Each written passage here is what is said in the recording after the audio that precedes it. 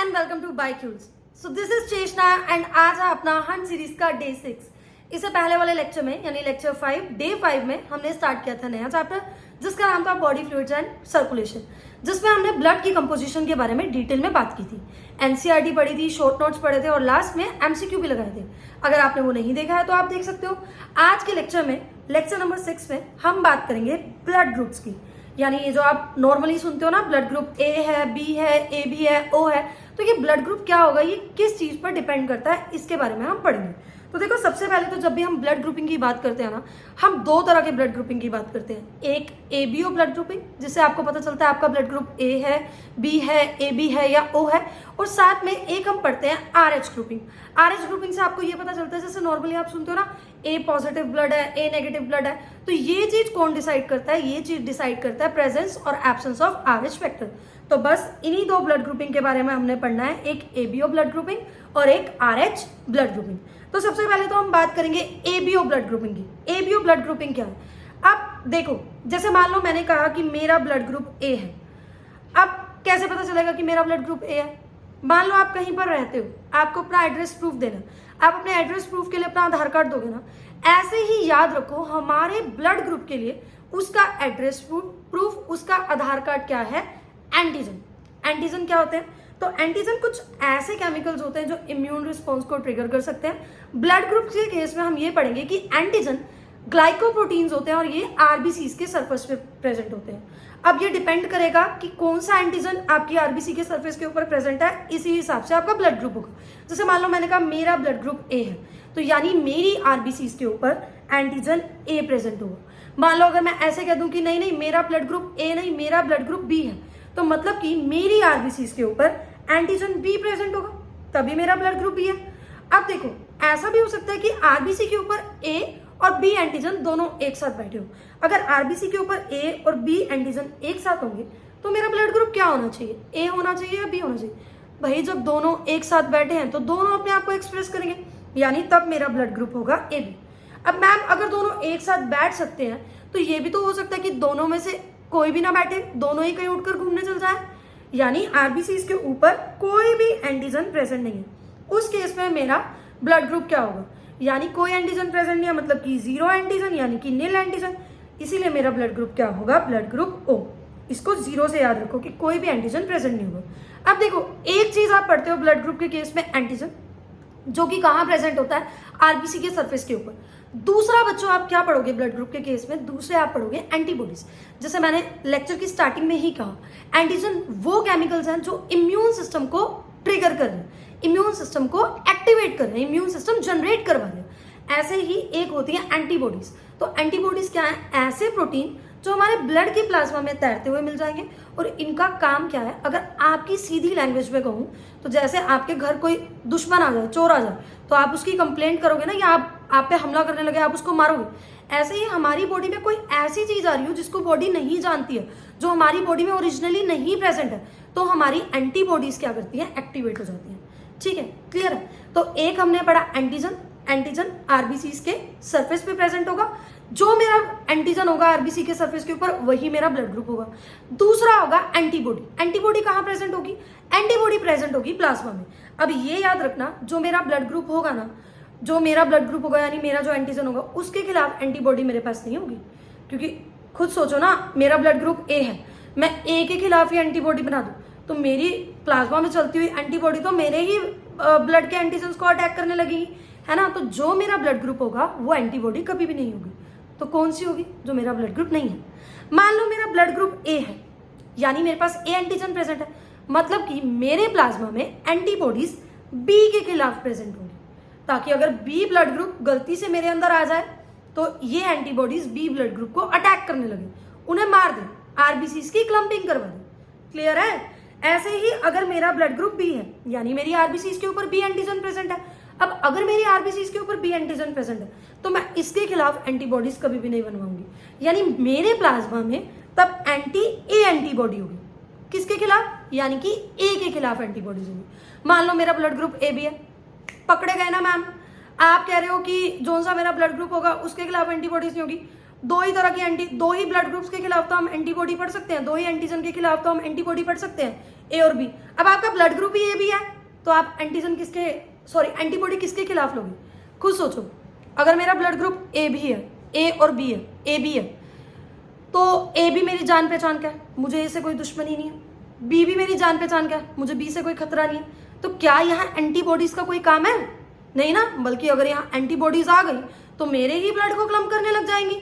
तो A B blood group ऐसा होगा जिसके पास एंटीजन ए और बी प्रेजेंट है आरबीसी में, और प्लाज्मा में कोई भी एंटीबॉडी नहीं है।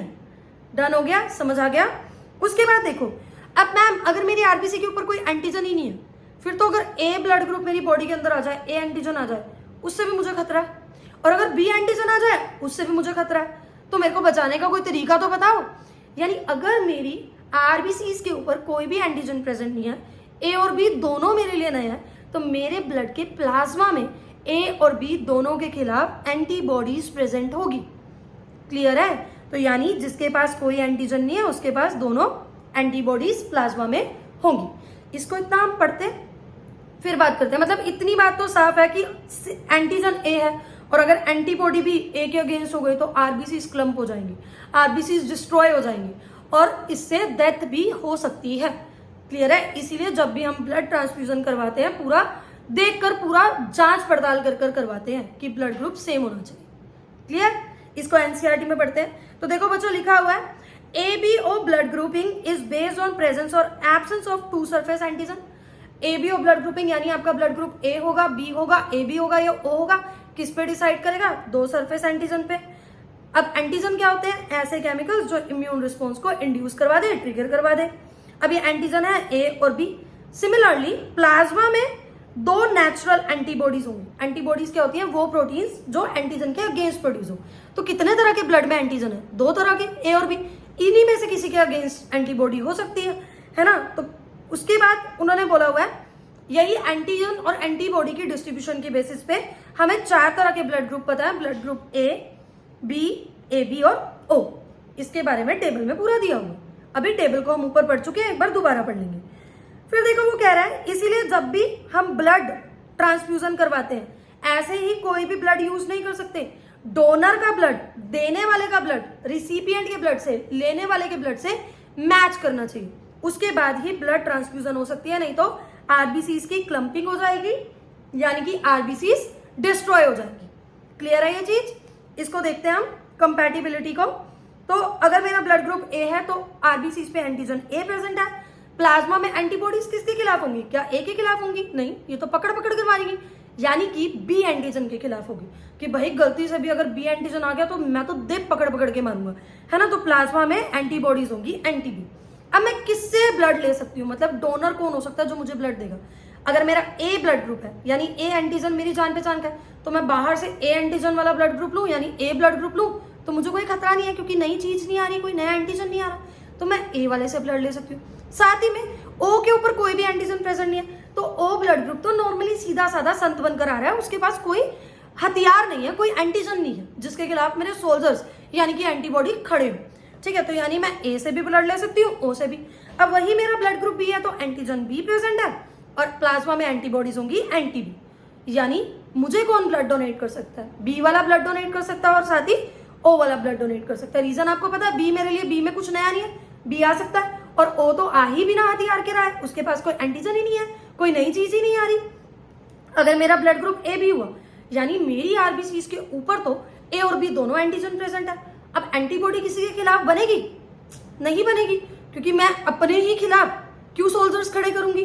ठीक है ना? तो एंटीबॉडी यहाँ पर प्लाज्मा में क्या होगी? नील। नील मतलब कि कोई भी एंटीबॉडी नहीं होगी। अब खुद सोचो, मेरा ब्लड ग्रुप ए बी है यानी ए एंटीजन भी मेरी जान पहचान का, बी एंटीजन भी मेरे जान पहचान का, तो ए आएगा मैं तो पूरे हाथ फैलाकर वेलकम करूंगी कि आ जाओ, मैं तो तुम्हें जानती हूँ। बी आएगा तो तब भी कि मैं तो बी को जानती हूँ कि बी एंटीजन आ जाए, मेरे पास तो ए बी दोनों है, कोई दिक्कत नहीं। ए बी आ जाए तो सोने पे सुहागा, मैं ए को भी जानती हूँ, बी को भी जानती हूँ। और अगर ओ आ जाए तो बेटा ओ तो आ ही संत बनकर रहा है, ओ के पास तो कोई हथियार ही नहीं है। तो कोई संत बनकर, देवता बनकर आ रहा है, उसके हाथ में हथियार ही नहीं है, तो मैं अपने सोल्जर्स क्यों खड़े करूंगी? यानी ए बी वाला ए से, बी से, ए बी से और ओ से सबसे ब्लड ले सकता है। क्लियर है? अब अगर मेरा ब्लड ग्रुप ओ था यानी मेरी आरबीसीज के ऊपर कोई भी एंटीजन प्रेजेंट नहीं था, कोई भी एंटीजन मेरी आरबीसीज के ऊपर प्रेजेंट नहीं था। अब खुद सोचो, मेरे पास कोई भी एंटीजन प्रेजेंट नहीं है, हथियार प्रेजेंट नहीं है, और बाहर से आ सकते हैं ए और बी एंटीजन, तो मुझे तो इनके खिलाफ एटलीस्ट सोल्जर्स खड़े करने पड़ेंगे, है ना। तो सोल्जर्स कौन से खड़े करेंगे? दोनों के अगेंस्ट, क्योंकि एंटीजन ए भी मेरे लिए नया है और बी भी नया है, तो मेरी प्लाज्मा में दोनों के अगेंस्ट एंटीबॉडी मिलेगी, यानी बोथ एंटी ए और एंटी बी एंटीबॉडीज मिलेंगी। ठीक है, अब मुझे ब्लड कौन डोनेट कर सकता है? देखो ए करेगा तो मैं तो ए को जानती ही नहीं, क्योंकि मेरा ब्लड ग्रुप ओ है, मैं ओ हूं, मेरे सरफेस के ऊपर नहीं है एंटीजन, है ना। तो ए ब्लड ग्रुप आएगा तो मैं तो उसको जानती नहीं, कोई नया बंदा, मैं अपने घर पे क्यों घुसाऊंगी उसको? तो मैं ए से ब्लड नहीं ले सकती, ऐसे ही बी से भी नहीं ले सकती, सेम रीजन से मैं ए बी से भी नहीं ले सकती, यानी ओ वाला ब्लड ग्रुप सिर्फ ओ से लेगा। क्लियर है? अब इस चीज को तुम ध्यान से देखो, एक चीज बताती हूँ, यहाँ एक पैटर्न ऑब्जर्व करो। ये ओ ब्लड ग्रुप तो हर जगह बिन बुलाए मेहमान की तरह चला गया, जा रहा है ना। तो ओ क्या है? ओ सबको ब्लड ग्रुप, ओ ऐसा ब्लड ग्रुप है जो सबको डोनेट कर सकता है, मतलब जो यूनिवर्सल डोनर हुआ वो हुआ ओ। साथ ही साथ ये ए भी देखो, इसके घर सभी आ रहे, इतना आलीशान, इतना सुंदर, इतना फन लविंग बंदा है, ये सबको बुला रहा है, इतना मिलनसार बंदा है। ए वाला भी इसी के पास आ रहा है, बी वाला भी, ए बी वाला भी, ओ वाला भी, यानी यूनिवर्सल रिसिपिएंट एक्सेप्टर कौन है? A B. आई होप मैंने इस टॉपिक के साथ जस्टिफिकेशन किया। कोई आपसे पूछ ले कि यूनिवर्सल डोनर ओ क्यों है, तो क्यों है ओ? क्योंकि ओ के पास कोई एंटीजन प्रेजेंट नहीं है, कहीं भी जाएगा तो बिना हथियार लिए जाएगा। और यूनिवर्सल एक्सेप्टर ए बी क्यों है? क्योंकि ए बी के पास कोई एंटीबॉडी प्रेजेंट नहीं है, दरवाजे पे कोई रोकने वाला ही नहीं है, तो हर तरह का ब्लड आ सकता है, खतरा ही नहीं है कोई।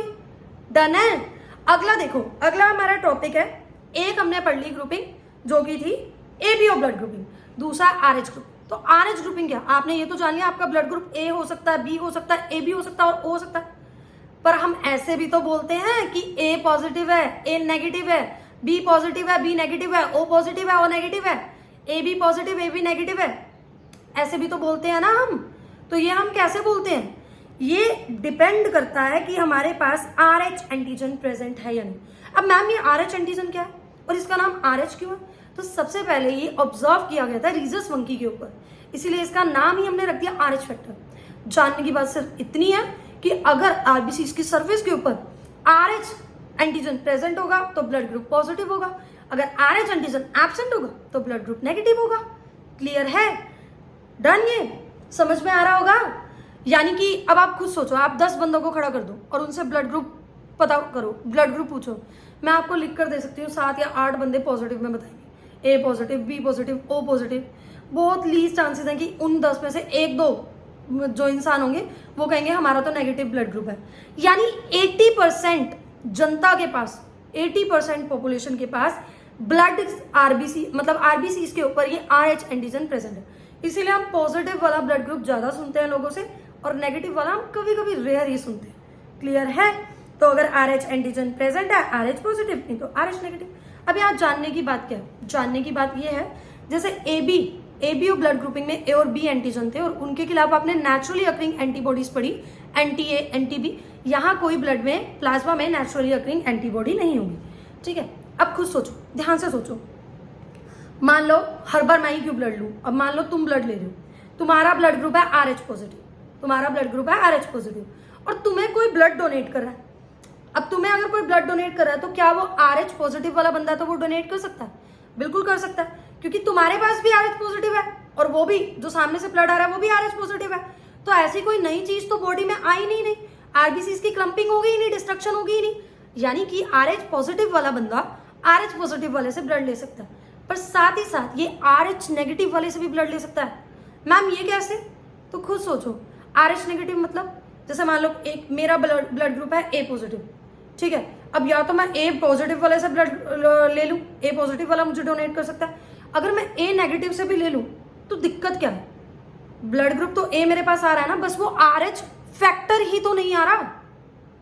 मेरे पास ऑलरेडी आरएच फैक्टर प्रेजेंट है मेरे ब्लड पे, जो मुझे डोनेट कर रहा है उसके पास आरएच फैक्टर नहीं है। तो बॉडी में कोई चीज थोड़ी आ रही है, कोई नई चीज थोड़ी आ रही है जिसके खिलाफ एंटीबॉडीज लड़ना स्टार्ट करेंगी। मतलब कि जिसका भी ब्लड ग्रुप आरएच पॉजिटिव होगा वो आरएच पॉजिटिव वाले से भी ब्लड ले सकता है और आरएच नेगेटिव वाले से। पर अब खुद सोचो, किसी का ब्लड ग्रुप अगर आरएच नेगेटिव है, मेरा ब्लड ग्रुप ए नेगेटिव है, तो क्या मैं ए पॉजिटिव वाले से ब्लड ले सकती हूँ? ए पॉजिटिव वाला जो आएगा वो तो आरएच एंटीजन लेकर आएगा, मेरी बॉडी आरएच एंटीजन को जानती ही नहीं, मेरा ब्लड RH एंटीजन को जानता ही नहीं, यानी RH नेगेटिव वाला पर्सन सिर्फ RH नेगेटिव वाले से ब्लड ले सकता है और RH पॉजिटिव वाला पर्सन RH पॉजिटिव और नेगेटिव दोनों से ब्लड ले सकता है। ठीक है, डन है। उसके बाद देखो, ये तो बड़ी नॉर्मल बात थी, पर हर बार मतलब इतना बोर्ड्स में भी इससे क्वेश्चन आ जाता है और नीट में भी आ जाता है RH इनकम्पैटिबिलिटी के ऊपर, और इसी को हम बोलते हैं एरिथ्रोब्लास्टोसिस फेटालिस। तो ये एरिथ्रोब्लास्टोसिस फेटालिस क्या है? देखो, पहली बात तो नैरो लैक पेंट लो, दीवार पे इस चीज को तो लिख लो, एरिथ्रोब्लास्टोसिस फेटालिस तुम सिर्फ तभी देखोगे जब मदर नेगेटिव है, मतलब मदर के पास नेगेटिव ब्लड ग्रुप है, लेकिन जो फीटस है यानी प्रेगनेंसी के केस में हम देखते हैं जो बच्चा है पेट में उसके पास पॉजिटिव ब्लड ग्रुप है। अब उसके पास पॉजिटिव ब्लड ग्रुप कैसे है? फादर से भी ब्लड ग्रुप आ सकता है बच्चे। ठीक है, तो सबसे पहली बात याद रख लो, एरिथ्रोब्लास्टोसिस फेटालिस उसी केस में होगा जब मदर के पास नेगेटिव ब्लड है, पर जो फीटस है पेट में जो बच्चा पल रहा है उसके पास पॉजिटिव ब्लड है। अब होगा क्या? आपको पता है प्लेसेंटा एक ऐसा टिश्यू जो मदर और फीटस को जोड़कर रखता है, मदर से सारे न्यूट्रिएंट्स, गैसेस और इवन जो फीटस का वेस्ट मटेरियल होता है वो भी प्लेसेंटा से ही मदर के थ्रू फिर बॉडी से रिमूव होता है, यानी प्लेसेंटा कनेक्ट करे। लेकिन ना प्लेसेंटा की एक खास बात है, यहाँ से न्यूट्रिएंट्स वगैरह सब कुछ ट्रांसफर हो रहा है, ब्लड पास नहीं हो सकता। मतलब कि प्लेसेंटा एक बैरियर की तरह अलाउ करता है और मदर और फीटस के ब्लड को मिलने नहीं देता। क्या बोला मैंने अब तक? रिकॉल करो, मैंने बोला एरिथ्रोब्लास्टोसिस फेटालिस सिर्फ तभी होगा जब मदर का ब्लड ग्रुप नेगेटिव है और फीटस का ब्लड ग्रुप बच्चे पॉजिटिव है।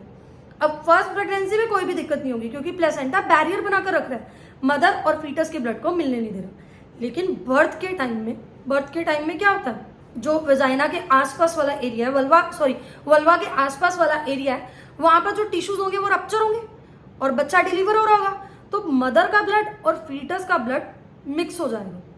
अब बच्चा तो डिलीवर हो गया और बच्चे के पास तो ऑलरेडी पॉजिटिव ब्लड था, बच्चे को तो कोई खतरा नहीं है, मदर का नेगेटिव ब्लड उसके पास गया भी है तो, क्योंकि कुछ नया तो नहीं जा रहा ना, बच्चा तो डिलीवर हो गया, काम खत्म।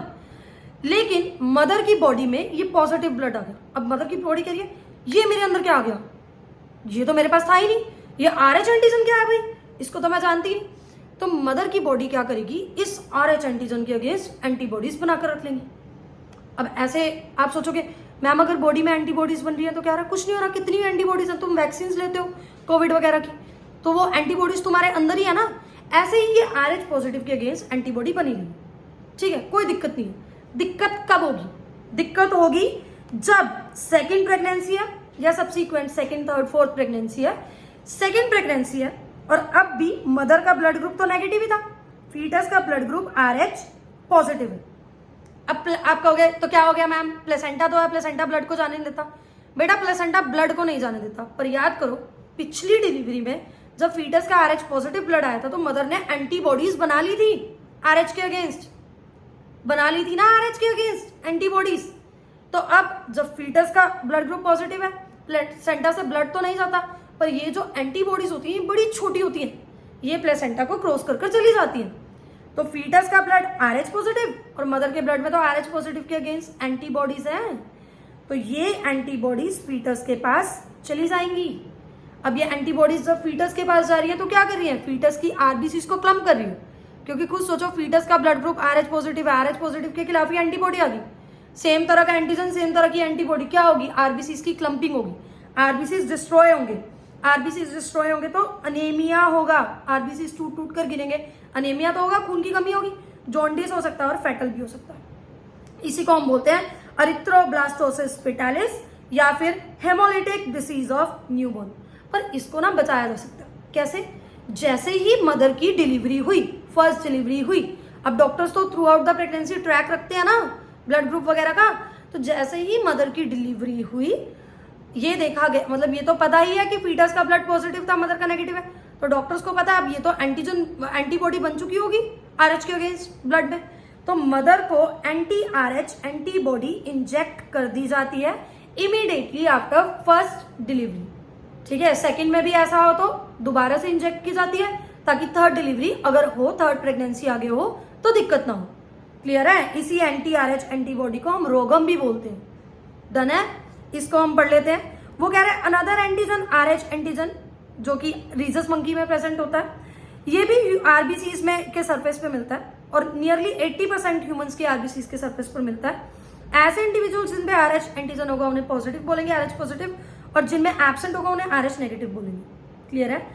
N Rh negative person if expose to Rh positive person, अगर कोई आरएच नेगेटिव है यानी जिसके पास आरएच पॉजिटिव फैक्टर नहीं है, आरएच एंटीजन नहीं है, आरएच नेगेटिव है, वो आरएच उसके पास नहीं है, तो वहां पर क्या होगा, एंटीबॉडीज बन जाएंगी आरएच एंटीजन्स के अगेंस्ट। क्लियर है? Therefore RH group should be match before transfusion. इसलिए जैसे हम ए बी और ओ ब्लड ग्रुप को मैच करते हैं ट्रांसफ्यूजन से पहले, ये प्लस माइनस यानी आरएच फैक्टर भी आरएच एंटीजन का भी मैच करना जरूरी है। A special case of RH incompatibility, RH incompatibility यानी RH मिसमैचिंग का केस हम कहाँ देखते हैं, जहां प्रेग्नेंट मदर RH नेगेटिव है और फीटस RH पॉजिटिव है। Clear? RH antigens of fetus do not get exposed to RH negative of mother in first pregnancy due to two bloods are separated by placenta. First pregnancy में placenta barrier बनकर बैठा है, mother के RH negative blood को foetus के RH positive blood से नहीं मिलने देगा during delivery of the first child. लेकिन डिलीवरी के टाइम पे ये पॉसिबिलिटी है कि मैटरनल ब्लड एक्सपोज हो जाएगा स्मॉल अमाउंट पे फीटस ब्लड के साथ। अब मदर का ब्लड तो RH नेगेटिव था पर फीटस का पॉजिटिव है। In such case mother start preparing antibodies against RH antigen. अब कुछ नया बॉडी में आया, RH नई चीज आई है बॉडी में, तो मदर के ब्लड में इस RH के अगेंस्ट एंटीबॉडीज बनने लग जाएंगी। फिर सब्सीक्वेंट प्रेगनेंसीज मतलब अगली प्रेगनेंसी में क्या होगा, RH antibodies from the mother तो अभी भी नेगेटिव है और फीटस मान लो दोबारा पॉजिटिव, तो ये RH एंटीबॉडीज कहाँ जाएगी, फीटस के पास, और फीटस की आरबीसीज को डिस्ट्रॉय कर देंगी। ये फैटल हो सकता है, इसकी वजह से अनेमिया हो सकता है, जॉन्डिस हो सकता है। इसी कंडीशन को एरिथ्रोब्लास्टोसिस फेटालिस कहते हैं। क्लियर? डन। उसके बाद आगे चलते हैं, थोड़ा सा रह गया आज का टॉपिक, फिर तो हमने कल ही करना है। हम हर चैप्टर 4 दिन में पूरा करते हैं और कल के लेक्चर में हमने हार्ट और कार्डियक साइकिल के बारे में पूरा पढ़ना है, और उससे अगले लेक्चर में हमने ज्यादा सारे पीवाईक्यू लगाने हैं और छोटे से 2 टॉपिक ईसीजी और डिसऑर्डर्स ऑफ मतलब हार्ट पढ़ने हैं हमने। अब देखो अगला टॉपिक है ब्लड कोएगुलेशन। कोएगुलेशन क्या होता है? मान लो मुझे यहाँ चोट लग गई, यार मैं सब कुछ अपने आप को क्यों करवाई जा रही हूँ। मान लो मुझे यहाँ चोट लग गई, तो कुछ देर तो खून क्या होगा, बहेगा। खून कुछ देर बहने के बाद यहाँ पर क्या बन जाएगा, यहाँ पर क्लोट बन जाएगा। वो पपड़ी सी बन जाती है ना जिसको बचपन में हम उखाड़ते थे। तो ये ब्लड क्लोटिंग क्या है, ब्लड कोएगुलेशन क्या है, जो हमारी बॉडी से एक्सेस ब्लड को, एक्सेस फ्लूइड को लॉस्ट होने से बचा रहा है। ठीक है, इसी ब्लड क्लोटिंग के बारे में, इसी ब्लड कोएगुलेशन के बारे में हमने पढ़ना है। तो मान लो कभी भी इंजरी होती है, किसी टिश्यू में है ना इंजरी होती है, तो वहीं पर क्लोट बनता है या कोएगुलम बनता है। ये है क्या एक्चुअल में, ये फिब्रिन्स का नेटवर्क है। और यहीं पर फिर क्या होता है, जैसे इंजरी होती है ना, प्लेटलेट्स इकट्ठी होने लगती है, कुछ फैक्टर्स रिलीज होते हैं जिसकी वजह से ब्लड क्लोटिंग स्टार्ट होती है। बड़े सारे फैक्टर्स होते हैं और ये एक दूसरे पे डिपेंडेंट होते हैं, इसीलिए इसको हम कैस्केड प्रोसेस बोलते हैं। कैस्केड प्रोसेस क्या होता है बच्चों, सीरीज ऑफ रिएक्शन जिसमें एक रिएक्शन दूसरे रिएक्शन पे डिपेंडेंट है। ठीक है, तो इसी को हम कैस्केड प्रोसेस बोलते हैं और ब्लड क्लोटिंग कैस्केड मैकेनिज्म मतलब कैस्केड प्रोसेस ही है। अब होगा क्या, मान लो हमें इंजरी हो गई, तो ये इंजर्ड टिश्यू और साथ साथ में यहाँ जो प्लेटलेट्स इकट्ठी हुई हैं, ये दोनों मिलकर थ्रोम्बोप्लास्टिन रिलीज करेंगे। ये पॉइंट एनसीईआरटी में नहीं है, सीधा थ्रोम्बोकाइनेस में है, पर इसको हमने करना है, नहीं तो लॉजिक बिल्ड नहीं होगा। तो देखो जैसे ही चोट लगती है तो वहां पर जो इंजर्ड टिश्यू है और साथ ही साथ प्लेटलेट्स जो डिपॉजिट हो रही है, ये क्या करती है, ये थ्रोम्बोप्लास्टिन सीक्रेट कर देती है। अब ये थ्रोम्बोप्लास्टिन और कैल्शियम आयन, याद रखो ये कैल्शियम आयन के बिना नहीं होगा। थ्रोम्बोप्लास्टिन और कैल्शियम आयन मिलकर क्या करेंगे, ये बना देंगे एक एंजाइम कॉम्प्लेक्स जिसको हम बोलेंगे थ्रोम्बोकाइनेस। और ये कैस्केड प्रोसेस है, क्योंकि यहाँ पर बड़े सारे फैक्टर्स, काफी सारे फैक्टर्स मिलकर काम करते हैं और इस एंजाइम कॉम्प्लेक्स को बनाते हैं, इसीलिए ये क्या है, कैस्केड प्रोसेस है। अब सुनो, ये थ्रोम्बोकाइनेस क्या होगा, थ्रोम्बोकाइनेस क्या करेगा, प्रोथ्रोम्बिन जो कि इनएक्टिव फॉर्म में प्रेजेंट होता है प्लाज्मा के अंदर, इसको कन्वर्ट कर देगा थ्रोम्बिन में। ठीक है, रिएक्शन नंबर 1 क्या थी, थ्रोम्बोप्लास्टिन और कैल्शियम आयंस मिलकर थ्रोम्बोकाइनेस बनवा रहे। थ्रोम्बोकाइनेस मतलब काफी सारे फैक्टर्स और रिएक्शंस के बाद बनता है थ्रोम्बोकाइनेस, तो मतलब ये कैस्केड प्रोसेस है। ये क्या करेगा थ्रोम्बोकाइनेस, प्रोथ्रोम्बिन जो कि इनएक्टिव है उसको कन्वर्ट कर देगा थ्रोम्बिन में, और थ्रोम्बिन क्या करेगा, फिब्रिनोजेन जो कि इनएक्टिव है इसको कन्वर्ट कर देगा फिब्रिन में। अब यहाँ क्या होगा, यही जो जगह है जहां पर खून निकल रहा है, चोट लगी है, यहाँ पर एक फिब्रिन्स जो है वो एक मैश वर्क बना देंगे, जाला बना देंगे, और प्लेटलेट्स वगैरह भी वहीं अटक जाएंगी। ठीक है, तो मतलब मिलकर ये क्या बना देंगे, एक सॉफ्ट क्लॉट बना देंगे, और यही क्लॉट एयर की प्रेजेंस में हार्ड हो जाएगा। फिर बाद में इसी पपड़ी को तुम छिलते रहोगे, तंग करते रहोगे, बार बार खून निकालते रहोगे, पपड़ी छिलकर खून दोबारा निकाल देते हो, सारा मैकेनिज्म दोबारा होता है कोएगुलेशन का। ऐसे अपनी बॉडी की मेहनत बेकार करते हो तुम। क्लियर है? इसको पढ़ते हैं हम। वो कह रहा है you know that when you cut your finger और हर्ट योरसेल्फ। अब वो पहले होता था, नस नुस काटने वाला काम पहले होता था कि हम जानबूझकर हर्ट कर लेते थे, अब नहीं होता। अब तो सब बस चल रहा है, ठीक है। तो अगर आपकी फिंगर कभी कट हो जाए या आप खुद को हर्ट कर लो, है ना, तो क्या होगा, your wound does not continue to bleed for long time. ज्यादा देर तक खून नहीं निकलता है, थोड़ी देर बाद खून रुक जाता है। Do you know why? Because blood exhibit coagulation और clotting in response of injury and trauma. कोई भी इंजरी या ट्रोमा के बाद कोएगुलेशन या क्लोटिंग होती है। ये मैकेनिज्म क्यों होता है? ताकि बॉडी में से एक्सेस ब्लड जो है वो लॉस ना। ये जो क्लोट होता है ये एक्चुअल में क्या होता है, डार्क रेडिश ब्राउन कलर का स्कम होता है जो कि इंजर्ड जगह पर बन जाता है। इसी को हम क्लोट या कोएगुलम बोल रहे हैं। और किससे बना होता है? फिब्रिन्स के थ्रेड से बना होता है। डन। फिब्रिन्स कैसे फॉर्म्ड होती है? तो fibrins are formed by conversion of inactive fibrinogen in plasma by enzyme thrombin. उसने देखो नीचे से स्टार्ट किया, वो कह रहा है फिब्रिन क्लोट बनाएगा। फिब्रिन कैसे कन्वर्ट हो रहा है? इनएक्टिव फिब्रिनोजन था, इस पे थ्रोम्बिन ने एक्ट किया और फिब्रिन बना दिया। उसके बाद thrombins in turn are formed from another inactive substance present in plasma called prothrombin. ये थ्रोम्बिन जिसने फिब्रिनोजन को फिब्रिन में कन्वर्ट करवाया था, क्लोट बनवाया था, ये कहां से बन रहा है? तो ये बन रहा है प्रोथ्रोम्बिन से। और कैसे बन रहा है? क्योंकि थ्रोम्बोकाइनेस की वजह से बन रहा है, यही लिखा है। एन एंजाइम कॉम्प्लेक्स, एक एंजाइम कॉम्प्लेक्स जिसको हम थ्रोम्बोकाइनेस बोल रहे हैं, is required for above reaction. ऊपर वाली रिएक्शंस के लिए ये चाहिए। हाँ, तो ये तो चाहिए। थ्रोम्बोकाइनेस ना होता तो प्रोथ्रोम्बिन से थ्रोम्बिन नहीं बनता, और थ्रोम्बिन नहीं होता तो फिब्रिनोजन से फिब्रिन नहीं बनता, और ना ही फिर क्लोट बनता। दिस कॉम्प्लेक्स यानी ये जो थ्रोम्बोकाइनेस है, ये एंजाइम कॉम्प्लेक्स है, ये कैसे फॉर्म्ड होता है? Series of linked enzymatic reactions थे, और सीरीज ऑफ रिएक्शन को हम कैस्केड प्रोसेस बोलते हैं, मतलब जो एक के बाद एक हो रहा है, ठीक है। और इसके साथ इन्वॉल्व है काफी सारे फैक्टर्स। एन इंजरी और trauma stimulates the platelets in the blood to release certain factors which activate the mechanism of coagulation. ये ऊपर मैंने बताया, कोई भी इंजरी होगी और साथ में जो डिपॉजिटेड प्लेटलेट्स है वो कुछ फैक्टर्स सीक्रेट करेंगे, मेनली थ्रोम्बोप्लास्टिन और कुछ और फैक्टर्स भी होते हैं, उनको सीक्रेट करेगी, जिसकी वजह से क्लोटिंग होगी, मतलब ब्लड कोएगुलेशन होगा, वहां क्लोट बनेगा। ये याद रखना, कैल्शियम आयंस यहाँ बहुत इंपॉर्टेंट रोल प्ले करते हैं, इसके बिना नहीं हो पाएगा। डन है? चले आगे। तो आगे हमने पढ़ना है लिम्फ। लिम्फ क्या है? तो बेसिकली टिश्यू फ्लूइड या इंटरस्टिशियल फ्लूइड को ही हम लिम्फ बोलते हैं। कैसे? अब आप सुनो, आपकी आर्टरीज में से ब्लड चल रहा है ब्लड, और ये ब्लड बहुत प्रेशर से जा रहा है ना, कैपिलरीज के पास पहुंच गया ये ब्लड। अब जब ये प्रेशर से जा रहा है तब क्या हो रहा है ना, कैपिलरीज में से कुछ फ्लूइड रिलीज हो रहा है, और वो इंटरस्टिशियल स्पेसेस मतलब टिश्यूज के आसपास इकट्ठा हो जाता है। तो मैम क्या ये फ्लूइड यहाँ इकट्ठा होकर यहीं इकट्ठा ही रहता है? नहीं, सुनो, जब ब्लड कैपिलरीज में से बहुत प्रेशर से मूव कर रहा है तो कैपिलरीज में जो छोटे छोटे पोर्स होते हैं उनमें से ये फ्लूइड निकल जाता है। मैम ब्लड ही निकल जाता है? नहीं, बेसिकली ब्लड में से माइनस कर दो आरबीसीज, प्लेटलेट्स और कुछ बड़े बड़े प्रोटीन्स। आरबीसीज, प्लेटलेट्स और प्रोटीन नहीं होते हैं इस फ्लूइड में, ठीक है। ये फ्लूइड टिश्यू के आसपास पड़ा रहता है, और एक अलग वेसल सिस्टम होता है जिसको हम बोलते हैं लिम्फेटिक वेसल्स। वो इवेंचुअली इस फ्लूइड को लेकर बॉडी की मेजर वेन्स में दोबारा से ड्रेन करता है। साथ ही साथ इसका थोड़ा बहुत और काम है, जैसे ये फैट्स, मैं बता देती हूँ इसका काम आपको। ये जो टिश्यू फ्लूइड है मैंने आपको बता दिया कि लिम्फेटिक वेसल्स इनको कलेक्ट करेगी और ड्रेन बैक कर देगी मेजर वेन्स में। यहाँ तक समझ आ गया? ये क्या करता है? एक तो ये कुछ न्यूट्रिएंट्स, हॉर्मोन्स वगैरह को ट्रांसपोर्ट करवाता है, उनका कैरियर है, और साथ ही साथ फैट की एब्जॉर्प्शन इंटेस्टिनल विलाई में कुछ ना कुछ इनका भी वहां पर रोल। और साथ ही साथ इसके अंदर, इस टिश्यू फ्लूइड के अंदर WBCs होते हैं, व्हाइट ब्लड सेल्स होते हैं। तो ये टिश्यू फ्लूइड्स एक तरह से हमारे इम्यून रिस्पॉन्स में भी काफी अच्छा खासा रोल प्ले कर रहे हैं। तो टिश्यू फ्लूइड क्या होगा? बेसिकली जब कैपिलरीज में से ब्लड बहुत प्रेशर से फ्लो कर रहा है तो टिश्यूज, कैपिलरीज के जो गैप्स हैं, मतलब छोटे छोटे पोर्स हैं, उनमें से कुछ फ्लूइड निकल जाएगा और टिश्यूज के आसपास इकट्ठा हो जाएगा। लिम्फेटिक वेसल्स क्या करेंगी? इसे दोबारा से इकट्ठा करेगी और मेजर वेन्स में दोबारा से डाल देगी, ठीक है। हार्मोन्स वगैरह का ट्रांसपोर्टेशन करवा रहा है, इम्यून सिस्टम में इसका अच्छा खासा रोल है। तो पढ़ लेते हैं। वो कह रहा है as the blood passes through the capillaries in tissue, blood जब पास होगा कैपिलरीज से टिश्यू में तब क्या होगा? वाटर और साथ ही साथ कुछ वाटर सोल्यूबल सब्सटेंसेस टिश्यूज के आसपास के एरिया में इकट्ठे हो जाएंगे। अब इन फ्लूइड में क्या नहीं होगा? इन फ्लूइड में लार्ज प्रोटीन्स नहीं होंगे, और उसके बाद लिखा हुआ है ये जो फ्लूइड है इसी को हम इंटरस्टिशियल फ्लूइड या टिश्यू फ्लूइड कह रहे हैं। It has same mineral distribution as that of plasma.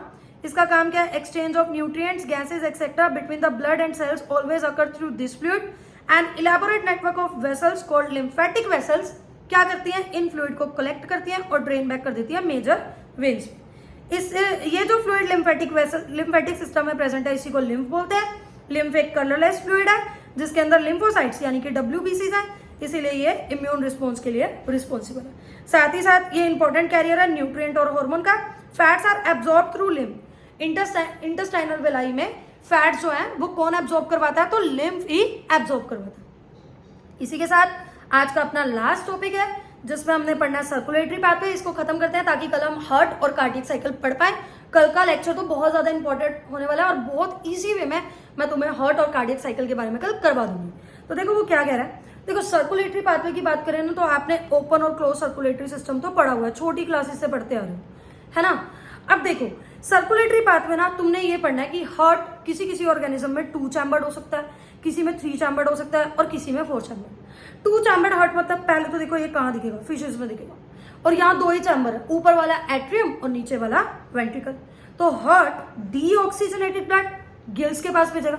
भाई फिशेस पानी में रहती है तो लंग से तो सर्वाइव करेंगी नहीं, गिल से ही सर्वाइव करेंगी। तो हार्ट डीऑक्सीजनेटेड ब्लड गिल्स के पास भेजेगा। गिल्स इस ब्लड को ऑक्सीजनेटेड कर बॉडी पार्ट्स पर भेजेगी। बॉडी पार्ट्स क्या करेंगे? O2 को यूज कर लेंगे, CO2 ऐड कर दोबारा से डीऑक्सीजनेटेड बना देंगे, फिर ये हार्ट के पास चला जाएगा। यही साइकिल चलती रहेगी। क्लियर? 3 चैम्बर्ड हार्ट मतलब जिसमें 2 एट्रियम हो और 1 वेंट्रिकल हो, वो 3 चैम्बर्ड हार्ट है। ये हमें मिलता है एम्फीबियंस और रेप्टाइल में। नैरो लेग पेंट लो, दीवार पर लिख दो क्रोकोडाइल जो कि एक रेप्टाइल है पर इसके पास 3 चैम्बर्ड हार्ट नहीं होगा, इसके पास 4 चैम्बर्ड हार्ट होगा। अरे वाह, हमारी बराबरी करने निकले है क्रोकोडाइल। हमारे पास भी तो 4 चैम्बर्ड हार्ट है और क्रोकोडाइल भी 4 चैम्बर्ड हार्ट लेकर बैठा है। तो डिफरेंस क्या है? डिफरेंस तुम जानो क्या है, ठीक है।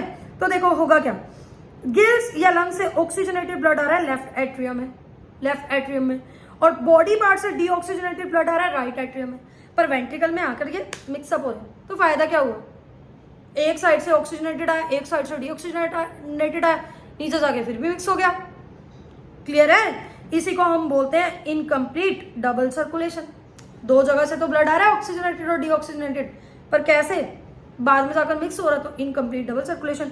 एम्फीबियंस और रेप्टाइल्स मिल रहा है, एक्सेप्शन क्रोकोडाइल है। फिर आते हैं 4 चैम्बर, 2 एट्रियम और 2 वेंट्रिकल, जैसे बर्ड्स में, मैमल्स में और क्रोकोडाइल मामा की तो आपने बात कर ही ली है। तो डीऑक्सीजनेटेड ब्लड हार्ट में राइट एट्रियम की साइड आता है और ऑक्सीजनेटेड ब्लड लेफ्ट एट्रियम की साइड आता है। फिर ये नीचे ये आप बेसिकली ना कल डबल सर्कुलेशन पूरा ब्रीफ में पढ़ोगे। अभी के लिए बस ये याद रखो कि 4 चैम्बर होते हैं, ऊपर वाले 2 एट्रियम, नीचे वाले 2 वेंट्रिकल। इसको तो कल हमने डिटेल में पढ़ना ही है। तो देखो आगे चलते हैं। वो कह रहा है all vertebrates possess a muscular chambered heart. सभी वर्टिब्रेट्स के पास एक मस्कुलर हार्ट होता है। फिशेस के पास 2 चैम्बर्ड हार्ट है जहां 1 एट्रियम है, 1 वेंट्रिकल है। एम्फीबियंस और रेप्टाइल्स एक्सेप्ट क्रोकोडाइल के पास 3 चैम्बर्ड हार्ट है जिसमें 2 एट्रिया है, 2 वेंट्रिकल है। क्रोकोडाइल और बर्ड्स और मैमल्स के पास 4 चैम्बर हार्ट है जिसमें 2 एट्रिया, 2 वेंट्रिकल है। फिर कह रहा है फिशेज में क्या हो रहा है? हार्ट पंप कर रहा है डीऑक्सीजनेटेड ब्लड जो कि गिल्स के द्वारा ऑक्सीजनेटेड हो रहा है। हार्ट ने पंप किया डीऑक्सीजनेटेड ब्लड, गिल्स ने इसको क्या कर दिया? ऑक्सीजनेटेड कर दिया। अब ये बॉडी पार्ट्स के पास आ रहा है, बॉडी पार्ट्स ने इस ब्लड को दोबारा डीऑक्सीजनेटेड बना दिया, यानी ये सिंगल सर्कुलेशन। एम्फीबियंस में क्या हो रहा है? रेप्टाइल्स में क्या हो रहा है? लेफ्ट एट्रियम में ऑक्सीजनेटेड ब्लड आ रहा है गिल्स और लंग्स या स्किन के थ्रू, और राइट एट्रियम में ऑक्सीजनेटेड ब्लड कहां से आ रहा है? तो राइट एट्रियम में ऑक्सीजनेटेड ब्लड आ रहा है बॉडी पार्ट्स के थ्रू, अदर पार्ट्स के थ्रू। ये आ गया, sorry, deoxygenated blood body parts के थ्रू। ये ब्लड मिक्सअप हो जाता है वेंट्रिकल में और इसी को हम इनकम्प्लीट डबल सर्कुलेशन बोलते हैं। फिर देखो बर्ड्स और मैमल्स में क्या हो रहा है? ऑक्सीजनेटेड और डीऑक्सीजनेटेड ब्लड अलग अलग तरह आ रहा है, ठीक है। इसको तो कल हमने डिटेल में पढ़ना ही है, कोई दिक्कत ही नहीं है डबल सर्कुलेशन। तो चलिए यहीं पर आज का अपना लेक्चर के मेन जो भी हमने टॉपिक्स करने थे वो हो गए हैं। अब हम ऐसे तो जाएंगे नहीं, क्वेश्चंस लगाकर जाएंगे, पर उससे पहले ये कमाल की चीज देखो। तुम इतनी महंगी महंगी कोचिंग ले रहे हो, 3-3 साल ड्रॉप कर रहे हो, दिक्कत सारी तुम में, तुम्हारी कंसिस्टेंसी नहीं बन रही। कोई तुम्हारे सिर के ऊपर अगर बैठा होता ना जो तुमसे रोज पूछता रात को, हाँ भाई कितने घंटे हुए, और रोज रात को तुम्हें अगले दिन का स्केड्यूल बना देता, फिर देखते कैसे बनती तुम्हारी कंसिस्टेंसी। जैसे कुछ हमारे स्टूडेंट्स की बन भी रही है, तुम देख सकते हो, तुम्हारे सामने प्रूव है। 11 घंटे 12 घंटे और ऐसा नहीं है कि 11 घंटे 12 घंटे से स्टार्ट करते हैं, हम स्टार्ट करते हैं 8 घंटे से। उसका स्क्रीनशॉट मैं लगाना भूल गई, अगले लेक्चर में लगाऊंगी। देखो तो मिनिमम हमारा ये है, क्लास समेत सेल्फ स्टडी समेत 10 से 12 घंटे की पढ़ाई डेली होती है।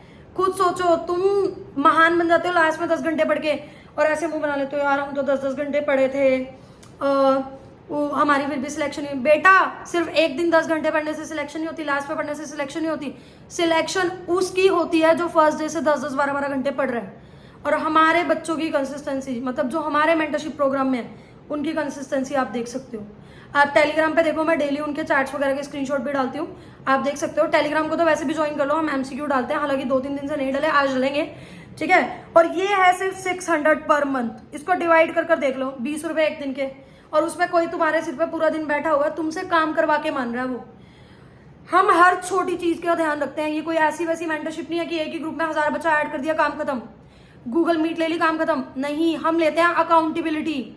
इवन तुम्हारी डीपीपीस तक का रिकॉर्ड हम लेते हैं। डेली तुम्हें देते हैं इतने मॉड्यूल के क्वेश्चन सॉल्व करने हैं, डीपीपीस करनी है, डीपीपीस का स्कोर पूछते हैं, कम आते हैं तो दोबारा रिवाइज करने के लिए देते हैं। हमारे जो बच्चे हैं ना, जिन्हें हम मेंटरशिप प्रोवाइड करें, उनका डेली का काम डेली रिवाइज होता है। लेक्चर का बैकलॉग तो दूर की बात है, उनका रिवीजन का भी बैकलॉग नहीं होता है। बहुत थोड़ी सीट्स लेफ्ट है। कुछ टाइम के लिए हमने ये चार्जेस किए थे 600 पर मंथ। जैसे ही मेरी सीट्स खत्म हो जाएंगी, और बहुत लिटरली बहुत थोड़ी सीट्स लेफ्ट है, मैंने इतनी उम्मीद भी नहीं की थी जितनी जल्दी मेरी सीट्स फिल हुई हैं। आप प्रूफ देख सकते हो इसका टेलीग्राम पर जाकर, लिटरली। और इसके बाद से अगर हम सीट्स एक्सटेंड करते भी हैं, जो कि मुझे लगता है जितने मेरे पास डेली के डीएम आ रहे हैं, हमें थोड़ी सी सीट्स इंक्रीज करनी पड़ेगी, तो हम चार्जेस इंक्रीज करेंगे। सो ग्रैब योर ऑफर नाउ, सोचो मत ज्यादा। डेली एक 20 रुपए का तुम चिप्स का पैकेट खा लेते हो, और उससे तुम्हारी हेल्थ भी खराब होती है। यहाँ देखो, नशा करना है अच्छी चीजों का करो, 12-12 घंटे पढ़ने का करो, मजा इतना आ जाएगा। हमारे जो बच्चे हैं उनका ये कहना है कि मैम टाइम ही नहीं है इंस्टाग्राम वगैरह चलाने का, और मन भी नहीं कर रहा है, क्योंकि मजा आने लगा है। वो एक वो होता है ना, डोपामाइन रिलीज होता है कि यार आज 10 घंटे करने किए हैं, कल भी करेंगे, परसों भी करेंगे। अंदर से गिल्ट आने लगता है। तुम्हें गिल्ट क्या आता है? पढ़ाई नहीं हो रही। उन्हें गिल्ट क्या आता है? यार कल 10 घंटे हुए थे, थकान हो रही है, 9 घंटे हुए हैं, नहीं 1.5 घंटा और एक्सटेंड करना है। हमारे बच्चों को ये गिल्ट होता है। तो अभी भी चाहो तो मुझे इंस्टाग्राम पर मैसेज कर देना मेंटरशिप के लिए, और या फिर ईमेल कर देना, कुछ भी जो तुम चाहो कर सकते हो। बेनिफिट इसमें तुम्हारा है, तुम खुद समझदार हो। कितनी भी कोचिंग्स में पैसे भर दो, लास्ट में तुमने रोना ही है, और लास्ट में मेंटरशिप लेने का कोई फायदा नहीं है। कोई भी तुम्हें 2-3 महीने में नीट नहीं करवा सकता। This is the right time. One day नहीं, डे 1 से लो, तब बात है। 1 डे तो सब कर लेते हैं, लास्ट में तो सब कर लेते हैं। शुरू से ऐसी तैयारी करो कि जब सब टेंशन में हो ना, तुम चिल हो, तुम्हें एक्साइटमेंट होगी यार फटाफट पेपर आए, मेरा रैंक हो, मैं अपना सपना पूरा करूँ। और हमारे बच्चों का वो होगा। मैं भी यही हूँ, तुम भी यही हो, ठीक है। तो चलो क्वेश्चंस करते हैं। स्क्रीन को पॉज करोगे, क्वेश्चंस तुम खुद लगाओगे, और फिर मुझसे टैली कर लेना। ये मैं आंसर साथ साथ बताऊंगी, और अपनी अटेंडेंस जरूर लगानी है। There are few students like Golu है, एक लड़का, मेंटरशिप भी ले रखी है इसने हमसे, रिया है, सिया है, दृष्टि है, और शैलजा है, और भी 2-3 है, ट्यूलिप करके एक है। ये डेली बेसिस पे हमारे ये लगाते हैं, एमसीक्यू लगाते हैं, और कमेंट भी करते हैं। So you can be the next. इसका फायदा उठाओ, ये फ्री सीरीज है, और ये लिटरली बिना नाच गाने के तुम्हें टाइम वेस्ट किए मिल रही है। यही चीज तुम नाच गानों में 6 दिन में करोगे, जो यहाँ 40 मिनट में कर रहे हो, और एनसीईआरटी साथ में पढ़ रहे हो, एमसीक्यू साथ में लगा रहे हो। तो चलो, तुम्हारा टाइम बहुत कीमती है, मेरा भी, मेरे पास भी बहुत काम है। तो चलो क्वेश्चन लगाते हैं। देखो, after examining the blood groups of husband and wife, husband और वाइफ का ब्लड ग्रुप एग्जामिन करने के बाद the doctor advise them not to have more than 1 child. Doctor उन्हें एडवाइस कर रहा है एक चाइल्ड से ऊपर मत करना। The blood group of the couple are likely to be RH incompatibility, ऊपर तुमने पढ़ी है। सोचो फादर का ब्लड ग्रुप पॉजिटिव था, तो फीटस के पास भी पॉजिटिव ब्लड ग्रुप अगर आ गया, और मदर का नेगेटिव है, तो फर्स्ट प्रेगनेंसी में तो कोई दिक्कत नहीं है, प्लेसेंटा बैरियर बन के घूम रहा है, कोई दिक्कत नहीं है। लेकिन डिलीवरी के इमीडिएटली बाद मदर की बॉडी में RH के अगेंस्ट एंटीबॉडीज बन जाएंगी। अब सब्सीक्वेंट प्रेगनेंसी में दिक्कत होगी, इसलिए डॉक्टर उनको एडवाइस कर रहे हैं एक से ज्यादा बच्चा नहीं होना चाहिए। तो यानी यहाँ हस्बैंड का ब्लड क्या होगा? RH नेगेटिव होगा? नहीं, RH पॉजिटिव होगा। क्या फीमेल का भी RH पॉजिटिव होगा? नहीं, फिर तो कोई दिक्कत ही नहीं होती, चाहे रेल लगा दो बच्चों की, दोनों का पॉजिटिव हो तो। यानी कि मेल का पॉजिटिव है और फीमेल का क्या है? नेगेटिव। तो इसका आंसर हो जाएगा आंसर नंबर 3। और कमेंट सेक्शन में बताओ किस किस का ये आंसर सही हुआ है। उसके बाद देखो, which of the following human organs is called graveyard of RBCs। अब ये मैंने जान के कल वाले लेक्चर में से डाला है। ताकि तुम रिकॉल कर सको। तो याद करो, आरबीसीज का लाइफ स्पैन 120 डेज का होता है। उसके बाद ये स्प्लीन में जाकर डिस्ट्रॉय हो जाती है, इसलिए स्प्लीन को हम ग्रेवयार्ड ऑफ आरबीसीज कहते हैं। उसके बाद the condition of erythroblastosis fetalis, condition क्या है एरिथ्रोब्लास्टोसिस पिटालिस की? फीटस क्या होगा? RH पॉजिटिव, और मदर क्या है? RH negative. इसी बात का तो सारा झंझट है। तो female RH negative, male RH positive, male RH positive है, इसलिए बेबी भी जो है वो RH पॉजिटिव है। आंसर तो यही होगा। फिर और देख लेते हैं। फीमेल RH पॉजिटिव ये तो हो नहीं सकता, फीमेल RH पॉजिटिव ये हो नहीं सकता, फीमेल RH नेगेटिव ठीक है, वो कह रहे हैं मेल भी RH नेगेटिव, फिर बच्चा कैसे हो गया RH पॉजिटिव? ये गलत है। Blood group is due to, blood groups किसकी वजह से है? एंटीजेंस की वजह से। ये एंटीजेंस कहाँ प्रेजेंट है? WBCs के ऊपर? नहीं जी। एंटीबॉडीज प्रेजेंट है आरबीसीज के ऊपर? नहीं। स्पेसिफिक एंटीजन प्रेजेंट है आरबीसीज के ऊपर। तो option 3 will be the correct answer. फिर कह रहे chemicals that induce immune response, जो केमिकल्स इम्यून रिस्पॉन्स को ट्रिगर करवा दे, एक्टिवेट करवा दे, उसको हम क्या बोलेंगे? एंटीजन्स बोलेंगे। डोनर का ब्लड ग्रुप है X एंड, अरे ये किसी और क्वेश्चन की स्टेटमेंट आ गई है, इसको छोड़ दो। ये करो, megakaryocytes are presenting. Megakaryocytes कहाँ है? मेगा कैरियोसाइट्स बोन मैरो में बनते हैं, इन्हीं के आगे टुकड़े जाकर क्या बनाते हैं? प्लेटलेट्स बनाते हैं। Chemicals that can induce immune response, आज एडिटिंग अच्छी नहीं हुई यार, रिपीट भी हो रहे हैं क्वेश्चन और थोड़ी ऊपर मिस्टेक भी, आज के लिए मुझे थोड़ा सा माफ करना। तो ये तो सही था कि केमिकल्स जो इंड्यूस करेंगे इम्यून रिस्पॉन्स, उनको एंटीजन कहेंगे। एक क्वेश्चन कम हो गया यार तुम्हारा, सो सॉरी, कल मैं एक एक्स्ट्रा डाल दूंगी। Which one of the following blood groups will be having antigen A on RBCs? Antigen ए किसके सरफेस पे होंगे? कौन से ब्लड ग्रुप वाले के? जिसका ब्लड ग्रुप ए होगा उसके आरबीसीज पे भी होंगे। अब तुम तो टिक लगाओगे, लेकिन जिसका ब्लड ग्रुप ए बी था उसके आरबीसीज के ऊपर बी के साथ साथ ए एंटीजन भी तो प्रेजेंट था। तो आंसर क्या आएगा? A and A B. अगला है a dark reddish brown scum formed at the site of clot और injury over a period of time is, इसको हम क्लॉट कहते हैं, क्या स्कार कहते हैं? नहीं, कोएगुलम कहते हैं। तो 1 और 3 क्या हो जाएंगे? राइट, करेक्ट ऑप्शन हो जाएंगे। An enzyme linked complex which is formed by a series of linked enzymatic reaction cascade process. तो थ्रोम्बोकाइनेस क्या था? एक एंजाइम लिंक्ड कॉम्प्लेक्स था जो कि सीरीज ऑफ रिएक्शन से बन रहा था। आज का अपना 11th क्वेश्चन है, clot is formed mainly by the network of threads called fibrin, fibrinogen, thrombin. Fibrinogen को क्या करेगा? फिब्रिन में कन्वर्ट करवाएगा, और फिब्रिन क्या करेगा? क्लॉट बनवाएगा। तो इसका आंसर हो जाएगा फिब्रिन। फिर देखो लिखा हुआ है प्रोथ्रोम्बिन, ए बताना है आपने, प्रोथ्रोम्बिन को थ्रोम्बिन में कौन कन्वर्ट करता है? तो हमें पता है थ्रोम्बोकाइनेस कन्वर्ट करता है। दूसरा, फिर ये फिब्रिनोजेन को फिब्रिन में ये थ्रोम्बिन कन्वर्ट करता है। तो ए आ जाएगा अपने पास थ्रोम्बोकाइनेस, बी आ जाएगा अपने पास थ्रोम्बिन। ठीक है, तो ये फर्स्ट ही अपना क्या लग रहा है? मुझे करेक्ट आंसर लग रहा है। तो स्कोर बता देना, एक क्वेश्चन रिपीट हुआ है, 11 में से अपना स्कोर बता देना। 11 में से 11 आ जाना चाहिए। इट्स ओके अगर 9 या 10 भी है तो आई अप्रिशिएट योर एफर्ट्स। पर अगर तुम क्वेश्चंस लगा ही नहीं रहे तो बेटा आज वही कल है जिस कल की कल तुम बात कर रहे थे, ये कल तुम्हारा कभी नहीं आएगा। तो ठीक है, आज के लिए इतना ही। टेलीग्राम को ज्वाइन करना, एमसीक्यू डलेंगे पूरे के पूरे 10 बजे, साथ साथ क्विज लगाना, मुझे मार्क्स बताना अपने। चाहे तो आकर यूट्यूब पे ही कमेंट कर देना, नहीं तो वहां पर पोल डलेगा। इस लेक्चर की जो पीडीएफ है ये भी टेलीग्राम पर डल जाएगी। उसके अलावा इंस्टाग्राम को फॉलो कर लेना। अगर मेंटरशिप लेने का मूड बन चुका है तो मुझे टेलीग्राम पे या मेल पर मैसेज कर देना। सच में बहुत, तुम सोच भी नहीं सकते, मेरी ऑलमोस्ट सारी सीट्स भर चुकी हैं, रेट्स इसके इंक्रीज होने वाले हैं। तो फिर इतना वेट मत करो, बेनिफिट तुम्हारा है। 1 डे सब स्टडी कर लेंगे, तुम डे 1 से स्टडी करो। ठीक है, जितने अभी तुम्हारे बैकलॉग होंगे अभी तो वो भी कवर हो जाएंगे। लास्ट में तुम आओगे जी 6 महीने का बैकलॉग है, नहीं हो सकता। ठीक है, तो ठीक है, टाटा बाय बाय, मिलते हैं कल। 2 दिन से मेरा लेक्चर नहीं डाला था, थोड़ी सी इशू था, मतलब थोड़े से इशू थे जिसकी वजह से मैं लेक्चर नहीं बना पाई थी। अब मेरा लेक्चर रेगुलर रहेगा। ये सोच लेना कि हफ्ते में 6 दिन हमने लेक्चर डालना होता है, तो संडे वाला मिस हो गया। अब आने वाले पूरे हफ्ते के हफ्ते लेक्चर्स डलेंगे। ठीक है, जो मेरे लेक्चर देखते हैं थैंक यू सो मच। तब तक के लिए tata bye bye, take care, love you all.